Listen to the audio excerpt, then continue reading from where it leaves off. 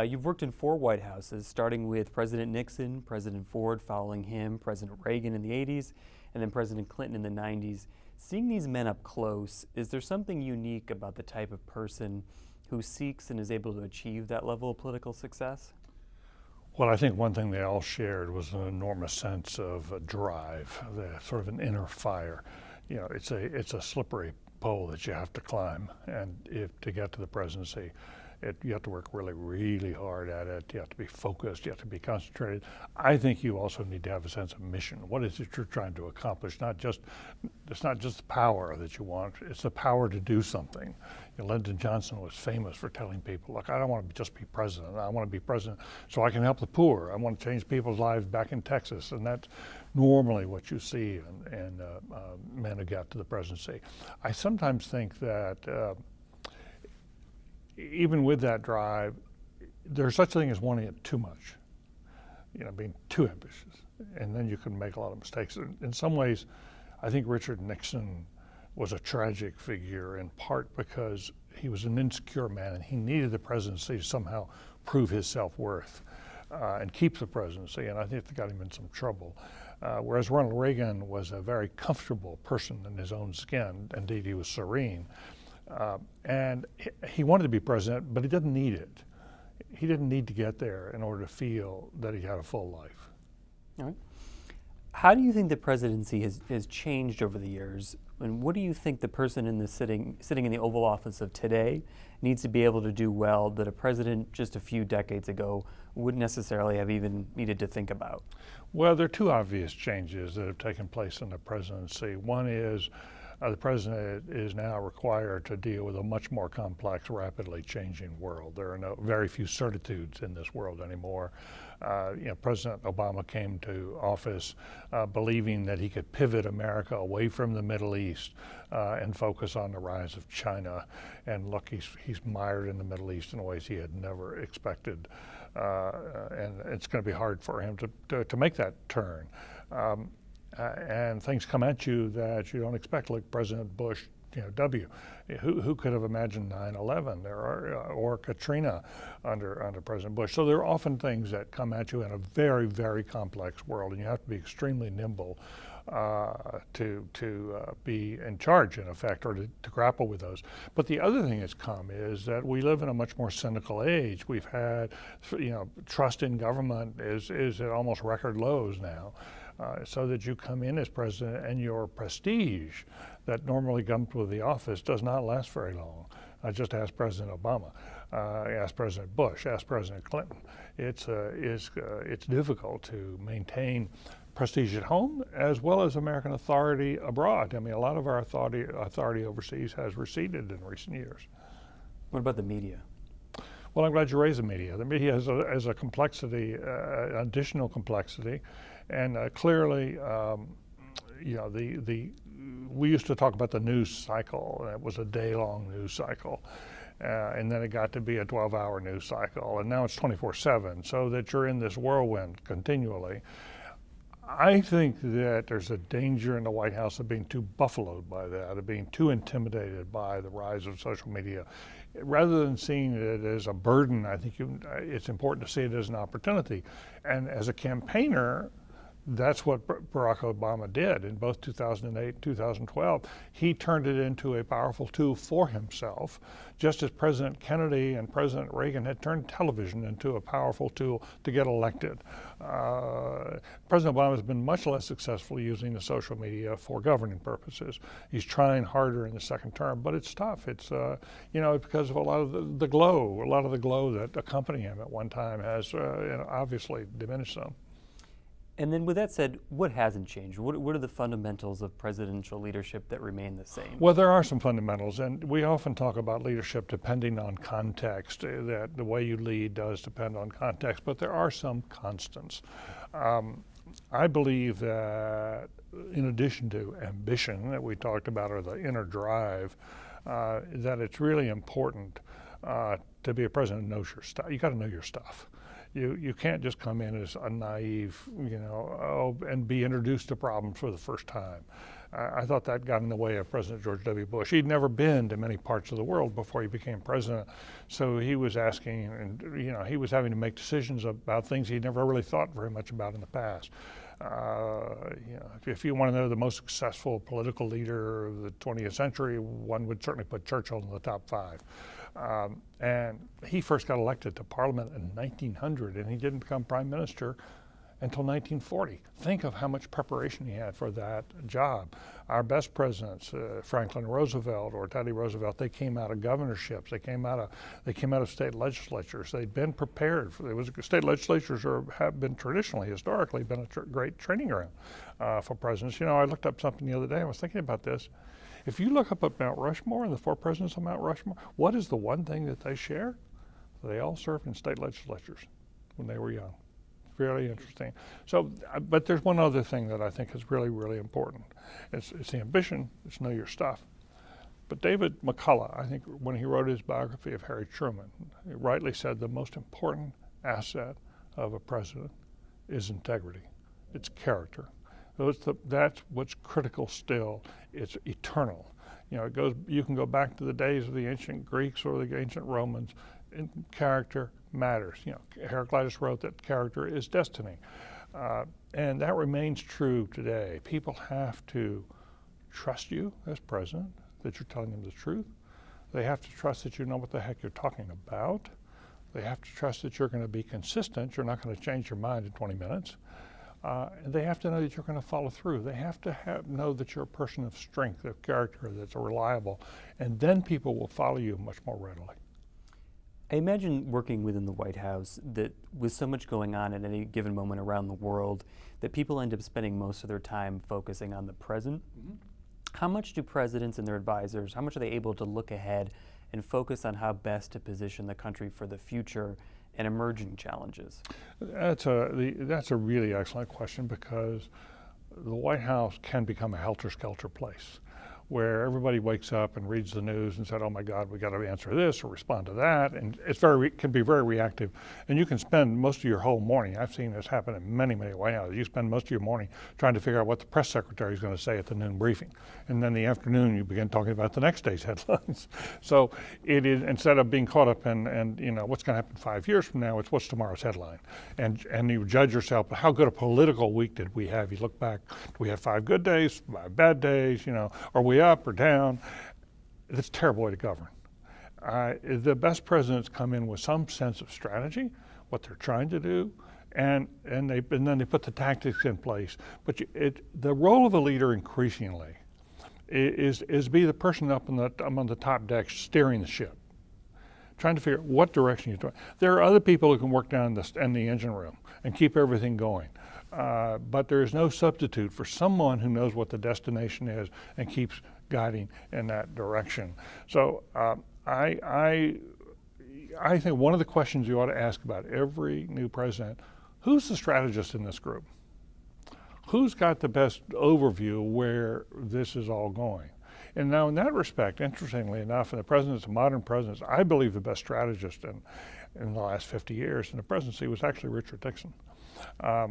And because he was someone who had traveled a great deal and knew and understood other countries, but he also read history. He read biographies. Churchill believed, and Nixon did, following Churchill, believed that the person who can see farther back can see farther ahead. And so Nixon would figuratively go up on a mountaintop and look out 20 or 30 years. Now, as it happened, he was a deeply flawed man as well. So all that strategy, went. He sort of helped to reconfigure, U.S.-China, U.S.-Soviet relations, and a lot unfolded. I think that hastened the end of the Cold War. But he also went out of office as the only man chased out by disgrace. So it's a complex world. And people can have bright sides and they can have dark sides. And part of the presidency, where you're exposed every day to people see you every day, is you better have conquered your dark side. Knowing what you know about what's required of presidents once they're elected and actually governing, is there anything that you would change about the way we choose our presidents? I'm thinking the primary process, debates. Well, the upside of the primary process is it really is a testing ground. You do get to know a lot about the quality of the individual, the quality of the organization that person puts together, whether that person is ready or not. For example, Hillary Clinton seemed inevitable as a nominee of the Democratic Party in 2008, and she went down. In part, that was the quality of her campaign team. There were a lot of internal rivalries and the like. I think she's much better prepared to be president this time around, 2016, if she chooses to run. She clearly has learned a lot. She's a woman who's grown a lot. A candidate who's grown a lot. In terms of, there's obviously so much money sloshing around. I think at minimum we ought to have much more transparency on who's giving what to whom. So that we know to whom people are beholden when they get there. I'm not sure there are any serious limits you can put on there without changing the Constitution, but I do think you can move toward transparency. I would like there to be a shorter, I think we had way too many debates on the Republican side this last time. So that not only was Romney I think he lost some of his punch with the public, but he was drawn very far to the right, and it was almost impossible to recover from that point onward. And I think Republicans now generally agree on that. I like presidential debates. I think they're really helpful, and so 4 seems to be about right to me. I would be very interested in seeing if there were a way that the candidates could reach an agreement with the networks, including the cable, to say, look, we don't necessarily need 4 days for a national convention. What if we had a 2-day convention in the summer, so you don't have to put all these folks in there, but in the fall, when people are really paying attention, you give us a block of free time that goes across the networks. Each party gets at least 1 hour to do whatever it wants to do. Whatever it wants to say, it gets a chance. And let's have a debate on television, in effect, with the 2 parties making their best cases. And if there's a third party, have a third party, if it's a legitimate, credible candidate. But I don't, we have all this time that's devoted to television in the summer when people aren't ready, and we don't have enough time to go deep in the fall when people are paying attention. And so I think there's some things could be done in that regard. There's one other thing that is not often brought up, but it's really important. We have now developed so much sclerosis in Washington that when a new president gets there and tries to put together a team, it takes months and months to get a team in place. At the very moment you're making some of your toughest decisions, you're the greenest and you most need the help, there are empty offices all over Washington, and something needs to be done to crack that problem so that a president can get people in place quickly. I just think it's unfair to both parties, and I really think it hurts the country. Even now, there are an enormous number of vacancies, second term, the Obama administration. That really ought to be corrected. We have a hard enough problem governing these days to have so few people in place. There are some other things I think could be done by way of increasing bipartisanship, but those are some of I don't think these reforms necessarily solve the partisan problem. I think they give the person who comes in more of a running head start to be a good president. You need those first 100 days turn out to be very, very important in office. I mean, you want to hit the ground really running hard, and you want to have a lot of public support behind you. It's your best time for governing is the first year. You can be the most creative. The country is ready for a change, and usually you have usually you got a good year, but you got to be ready for it. Your point about partisanship ties well into my last question. Sure. Bipartisanship, at least at the moment, seems to be more common at the state level than at the federal level. Thank goodness. Do you have hope that that's something that will change, or is hyperpartisanship something that we just have to accept? My great hope is that given the dysfunctionality of Washington, and I see no signs of a thaw anytime in the near future. This could go on for several years. My great hope is that states and cities will step in and be innovative drivers of American public policy.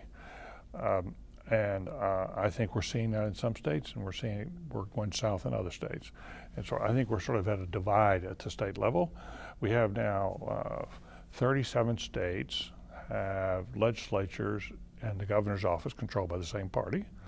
44 states have the legislature controlled by the same party, the governor of a different party.